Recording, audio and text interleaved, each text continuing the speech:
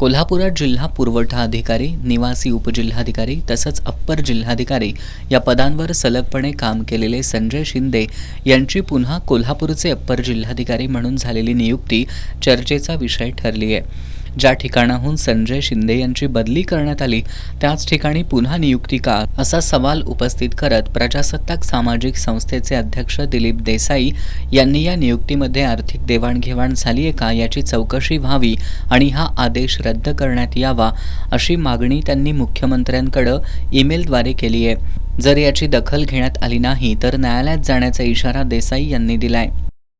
पुरवठा अधिकारी होतो, एकदा RDC होतो आणि आता अप्पर जिल्हाधिकारी होतो। अप्पर जिल्हाधिकाऱ्यांची बदली होते, परत 1.5 महिन्यांनी पुन्हा त्यांची बदली त्याच ठिकाणी होते। हे नेमकं गौड बंगाल काय असा प्रश्न कोल्हापुरातल्या अनेक नागरिकांना पडला आहे। त्याचं कारण असं की खुर्चीतनं सत्ता, सत्तेतनं खुर्ची, खुर्चीतनं पैसा आणि पैशातनं जी काही अधिकाराची पदं भोगलीत हे असे संजय शिंदे या कोल्हापुरात अप्पर जिल्हाधिकारी म्हणून काम करत आहेत।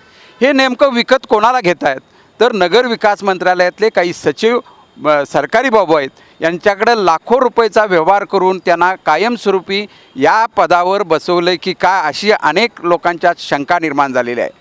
मी अनेक वेळा पत्रव्यवहार केले, निवडणुकीच्या कालावधीत सुद्धा सांगितलं, एकच अधिकारी जर 3 वर्षापेक्षा अधिक काळ राहत असेल तर त्याला निवडणूक कालावधीत कामकाज करता येत नाही, तरीही त्याला इथंच ठेवलं जातं आहे। कोल्हापुरातले आमदार, खासदार, मंत्री हे मूग गिळून गप्प आहेत। ह्याचं नेमकं कारण काय, ह्यांची काय कामं होतात याची चौकशी होणं आवश्यक आहे। यांनी तर इतका अहंकार केलेला आहे की यांच्यावर मी स्वतः अँटी करप्शनची केस टाकलेली आहे आणि यामध्ये अँटी करप्शनच्या सचिवांनी त्या माननीय सचिवांच्याकडं परवानगी मागितलेली की यांच्यावर गुन्हा दाखल करण्याची। तेही प्रकरण आज मंत्रालयात पडू नये। हे नेमकं काय घडलं आहे, यामुळं आम्ही माननीय जिल्हाधिकाऱ्यांना परवाच पत्र दिलेलं आहे की यांनी जे काही निर्णय दिलेले आहेत या निर्णयाची सखोल चौकशी व्हावीत। अनेक बॅकडेटेड टाकून त्यांनी आदेश केलेले आहेत। हे आदेश नैसर्गिक नाहीत, हे आदेश पैसा आणि पैशातनं आदेश असे झालेले आहेत अशी आमची शंका आहे। त्यामुळं माननीय मुख्यमंत्री, नगरविकास मंत्री यांनी याचा विचार करणं आवश्यक आहे, अन्यथा न्यायव्यवस्था ही सर्वोच्च व्यवस्था म्हणून न्यायालयाचे दरवाजे आम्ही ठोठावणार आहोत।